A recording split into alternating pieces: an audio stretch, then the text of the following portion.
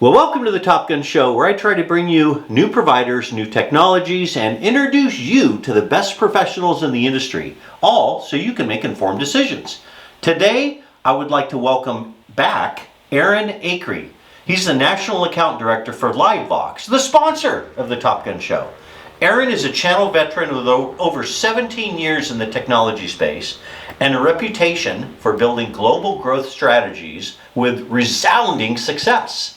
Aaron has received numerous accolades and awards, including internal President's Club trips, as well as national awards from external partners and technology solution brokers, TSPs, including Account Manager of the Year from Teleris. Aaron is well known across the country for being an advocate for his partners, ultra responsive, and of course, never smiling in photos. Aaron, welcome back to the Top Gun Show. Thanks so much for having me, Steve. I'm super excited to be here. I'm glad to have you back, man. I love interviewing you. Well, let's start with the first question. What's the biggest challenges facing partners in 2023? I think the biggest challenge they're going to run into right now is just with all the changes going on, not just economically necessarily, but mergers, acquisitions across the board with suppliers that have been traditionally doing really, really well. We had a lot of rifts happen across the industry. And just knowing where to be more secure. A lot of times partners have been saying, hey, this is a company I've been doing business with for many, many years. And now things have changed a little bit. And so being able to guide that change, it's nothing new. Partners have done this for years upon years through all the Bell acquisitions, et cetera. But I think that's going to be the number one challenge this year, Steve. Yeah, I agree. And not everybody has a highly coveted, life-changing Top Gun Show coffee mug like you do. So, you know, if they don't have one, it's going to be even harder. I agree. That's why I'm not worried. I can see other people being nervous, but having the mug, I'm dead set. I'm good. You know, I've actually had reports of people where their supervisor was coming at them with RIF papers, and they held up the mug, and the supervisor went in the other direction. It's phenomenal what this mug can do for you. I appreciate the honor of having one. All right. Well, next question. Back to the real content. What's the key to success for partners in 2023? I think it's navigating the economic issues that are going on, all the M&A, like we said earlier. The reality of it is there's a lot of different technologies that are coming in and advisors have the ability to. So not necessarily going back on what they've been used to selling all the time, but seeing what are the new technologies, what are the right companies to offer to their customers. Because with so many people coming in trying to offer this new technology or that new technology, being trained up and educated on what they are will be super important. And that'll help them in that navigation of the economy where it's had a lot of uncertainty in the tech field. Yeah, that's true. That's a great answer. But you know, there's so much to navigate. I mean, there's so many different technologies.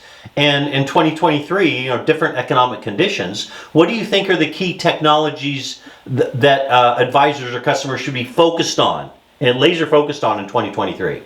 And there are so many right now. I would have to say, being a little partial, CX is probably the top one. That's the one that I think is the advanced service that's most mature. I mean, you have the UC that's been there. It's become almost commoditized, and you go into a contact center. Does that have a blend into the UC? So I think that's number one. In close second and third would be security and IoT. I think those are the two that are really the more, I wouldn't say bleeding edge anymore, but there's a lot more companies trying to get into this space. And security and IoT, I think, really will be the next wave of suppliers coming in that partners have to understand. Who do I like? Why do I like them? What makes them different? And who can I really trust my customer's business with?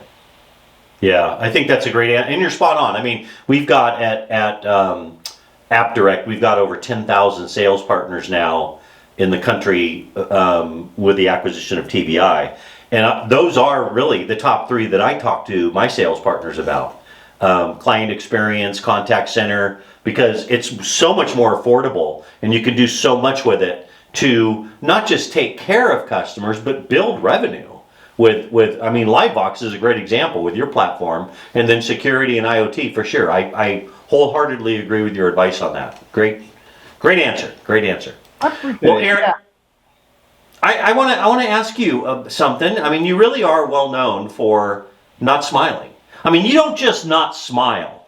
Every single picture I've seen on you in LinkedIn looks like you've been arrested for a DUI. I mean, you've got the head back and the little bit of a frown. I mean, you just don't smile. So what? But you're a happy guy. I've been on calls with you. We've talked to customers. You've got great energy. But what is the origin of you not smiling, for crying out loud?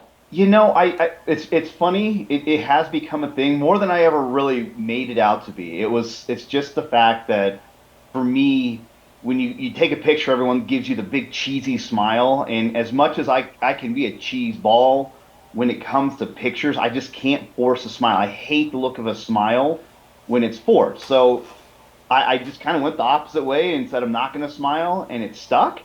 And when CEOs of companies that you've never even heard of know who you are because you're not smiling, oh, you're the guy that doesn't smile at LinkedIn. I'm like, sure, that's me. Yeah, I'll go with that. I just stuck with it, and then it's become kind of a thing now. So that's kind of the origin statement.